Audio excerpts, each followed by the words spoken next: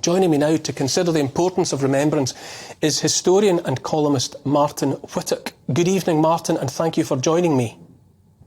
Good evening. It's my pleasure. Are we right, first of all, to keep remembering in this way? I think we are. I taught history in UK comprehensive schools for 35 years, and on several occasions I went to the battlefields on tours that were led by a member of staff, colleague of mine who now works for the Commonwealth War Graves Commission.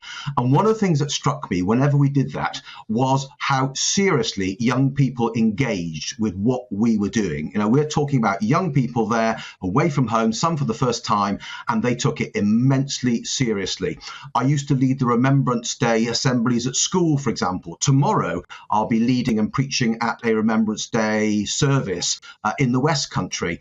And one thing that struck me again and again is how seriously people engage with this day and see it, and this season really, and see it as a time to remember and to honour those who have in the past and still do die, risk their lives, face injury and suffering to protect freedoms we often take for granted.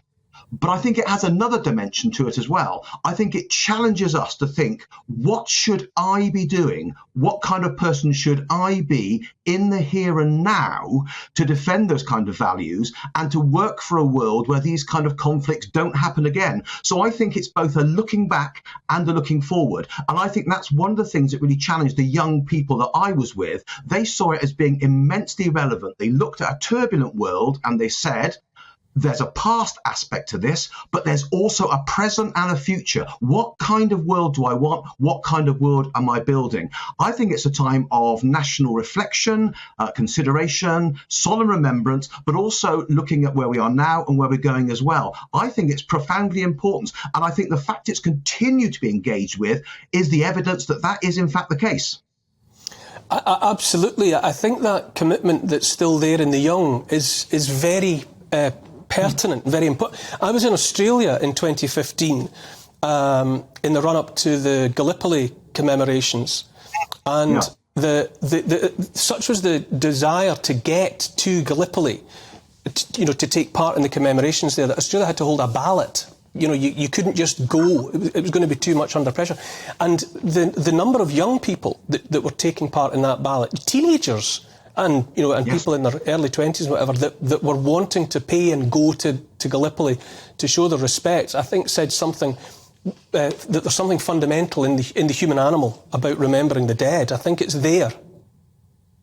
Yes, I absolutely agree with you. I want you to imagine a busy comprehensive school, my old school, 1,600 kids, all sorts of kids, the whole world's there. It's a comprehensive. It's in the middle of the day. 11 o'clock falls in the middle of their break time on the 11th of November. And we say that when we hear the bell, we're all going to fall silent, okay? 1,600 ordinary kids.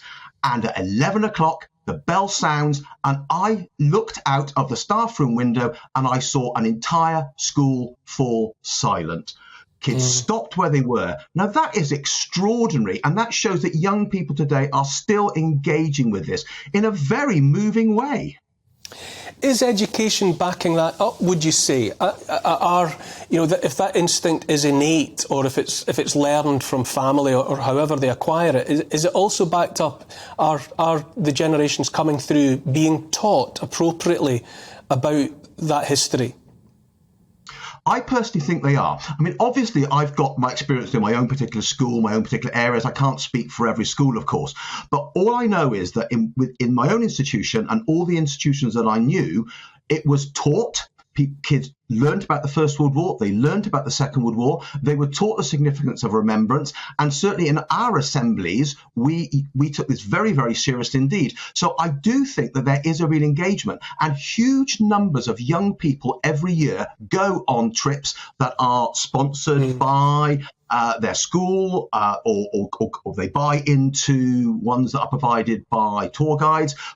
They buy into the kind of resources that are provided by the Commonwealth War Graves Commission, which does an amazing job in looking after the cemeteries, but also in furthering education. And I think actually there is a very, very significant amount of education that is going on to the young. I can't speak for every school, but certainly in my experience, yes, it is not just based on family experiences, it is based on their curriculum and their classroom experiences as well.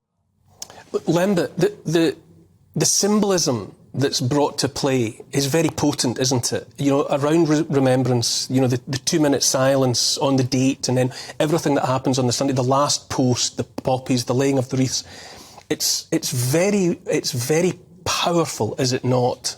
And I found that controversial very powerful as well.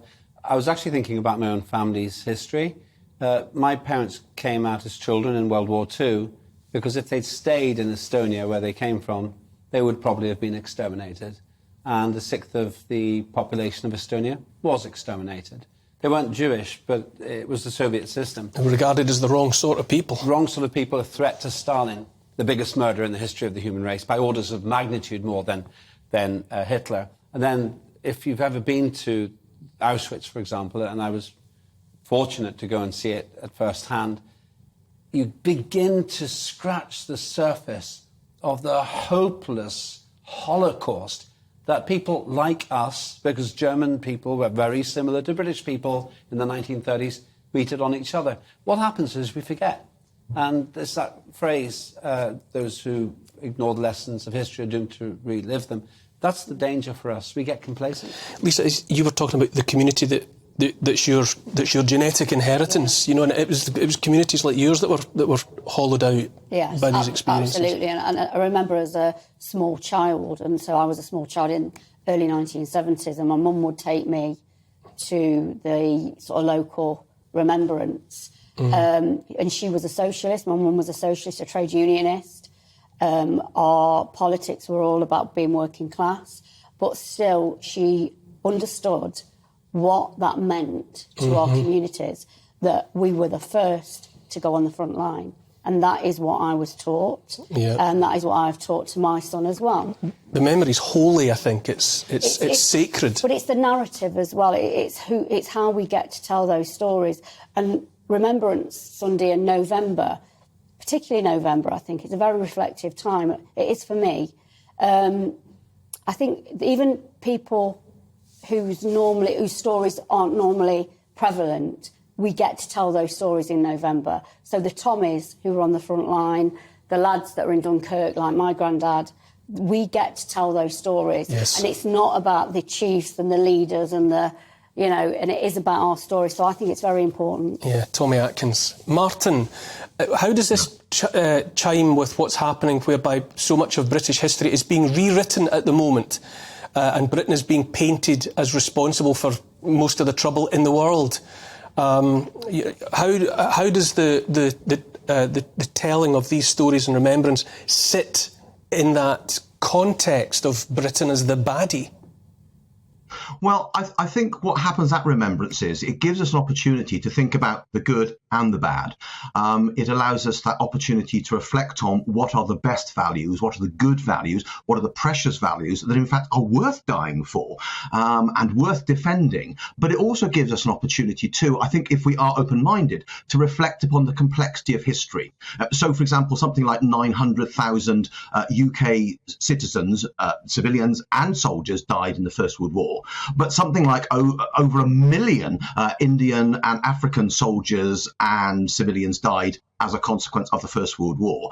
And that's something that often isn't spoken about. Now, to talk about that is not, if you like, to rewrite history to our detriment. It's to rewrite history to our greater remembrance. So I think the challenge is recognising what is good and wonderful and amazing, and there's much of that, but it's also recognizing, what are the problems, what are the blindsidedness that sometimes we as communities have. And I think that's the challenge. And I think nowadays, for example, we are remembering those empire soldiers who died from obviously Canada and Australia, New Zealand, but we're also recognising the Empire soldiers from India, from the Indian subcontinent, from Africa as well. And I think sometimes people get concerned when we are, if you like, revising history. But I think as long as we're revising history in order to make it more comprehensive and more realistic, then I don't think it's anything to be frightened of.